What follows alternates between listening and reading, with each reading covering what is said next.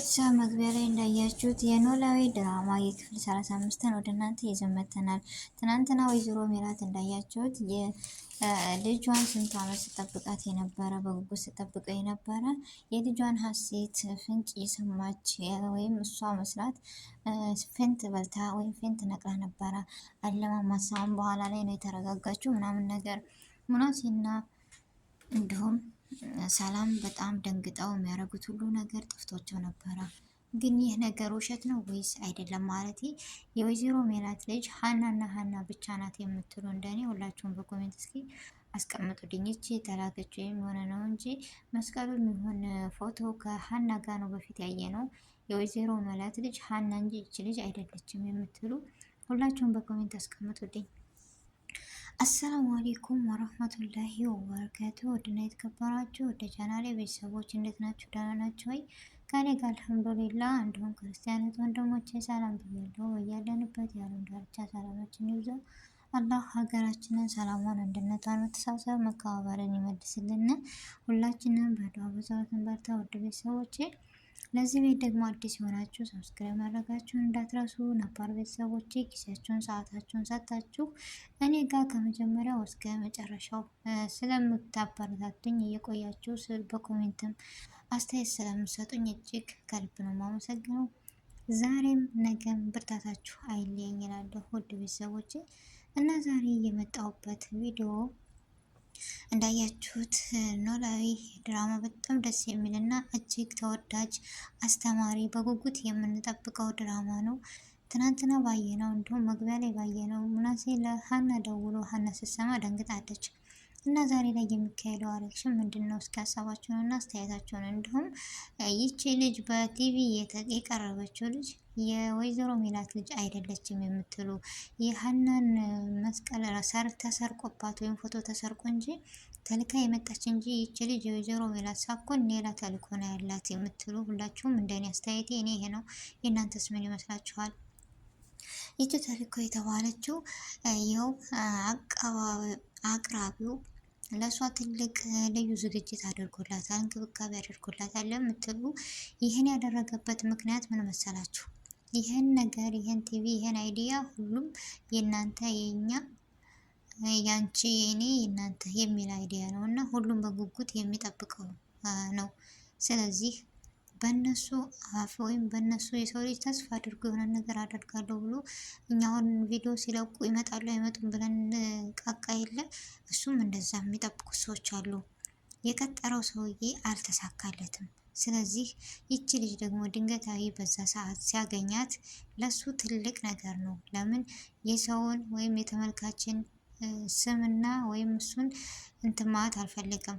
ስለዚህ በዛ ቦታ ይቺ ልጅ ተክቶ ስላቀረበ ነው እንክብካቤና ልዩ ነገር ያደረገላት እና ሙናሴም እንደዚሁ ያሴር ደግሞ ወይም ጆሮ በጣም ነው ደስ ያለኝ እኔ እሱ ከዛ ነገር ወጥቶ ለሰው አርአያ እና ለሰው ትምህርት ሆኗል።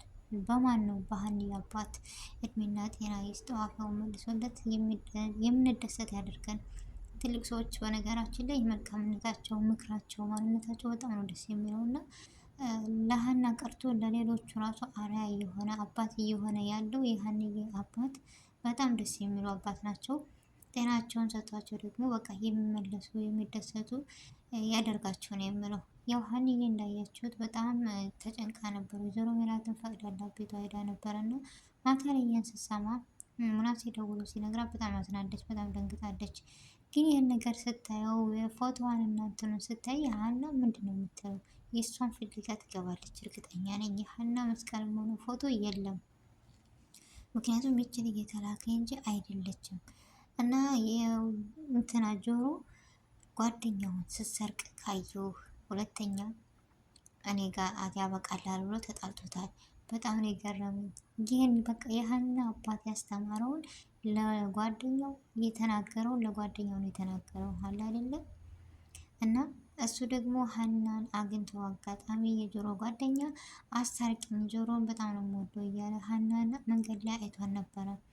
የዚህን ያክል ነው ወይ የምትዋደዱት ምናምን ተያድላችሁ እያለች ሀና ፈገግ ስትል ፍቅርም ከፋዘር ጋር ሄዳ ደስ የምትል ልጅ ነች። አጠጥታ በልታ እየተንቀሳቀሱ ነበር ነው እንዴት እንደዚህ ሊሆን ቻለ ብሎ ያሴር በጣም ተናዷል።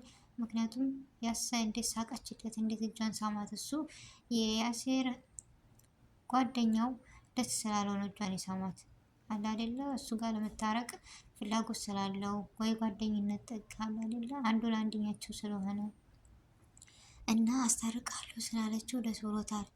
ያሴር ግን በሌላ መልኩ ነው ወሰደው። የወደደና ያበደ አንድ ነው የሚባለው። ጆሮ ወይም ያሴር እንደምታዩት ቤት ሀና ስትመጣ ተቀይሞ ነው የወጣው። ለምን መሰላችሁ? የሆነ ቅናት አትሉት ምን በቃ የጨነቀው ሰው አለ አይደል? ፍቅሬን በነግራት ላትቀበል ትችላለች። በእህትነቱ ልቀጥል ብሎ ነበረ። ግን ደግሞ ሌላ ጋር ሲያያት ምናምን በጣም ይቀናል። በጣም በቃም ብዬ ነገራችሁ። ብቻ ሁሉም ነገር ያሳዝናል። ያም ይሁን ያም ዛሬ የሚፈጠረው ነገር ምን ሊሆን ይችላል ብላችሁ እስኪ ግምታችሁን አስቀምጡልኝ።